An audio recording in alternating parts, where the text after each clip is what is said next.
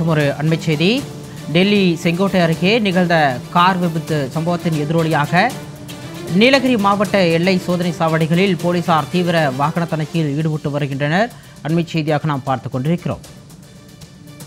டெல்லியில் கார் வெடிப்பு சம்பவம் நிகழ்ந்ததை அடுத்து தற்பொழுது தமிழகத்தின் பல்வேறு எல்லைப் பகுதிகளிலும் வாகன தணிக்கையில் போலீசார் ஈடுபட்டு வருகின்றனர். அந்த வகையில் நீலகிரி மாவட்டத்தின் எல்லைப் பகுதியில் கேரளாவிலிருந்து நீலகிரிக்குள் வரும் வாகனங்கள் அனைத்தும் நாடுகாணி சோதனை சாவடியில் நிறுத்தப்பட்டு தீவிர விசாரணைக்கு பிறகு சோதனைக்கு பிறகே அனுமதிக்கப்படுகின்றன. அண்மைச் செய்தியாக நாம் பார்த்து கொண்டிருக்கிறோம்.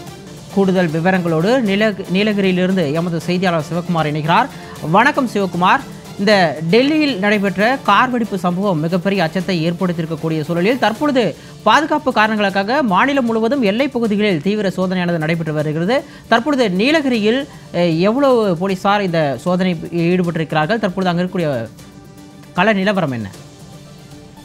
சிகாமணி, டெல்லி செங்கோட்டை அருகே நேற்று நடந்த கார் குண்டு வெடிப்பில் கிட்டத்தட்ட 12 பேர் உயிரிழந்தனர். இது நாட்டையே உலுக்கிய இந்த சம்பவத்தை தொடர்ந்து தலைநகர் மற்றும் நாடு முழுவதும் பலத்த போலீஸ் பாதுகாப்பு போடப்பட்டுள்ளது. தமிழகத்தில் இரவில் இருந்தே சென்னை, கோவை, மதுரை போல பெருநகரங்கள் மற்றும் விமான நிலையங்களில் போலீசார் சோதனையில் ஈடுபட்டனர்.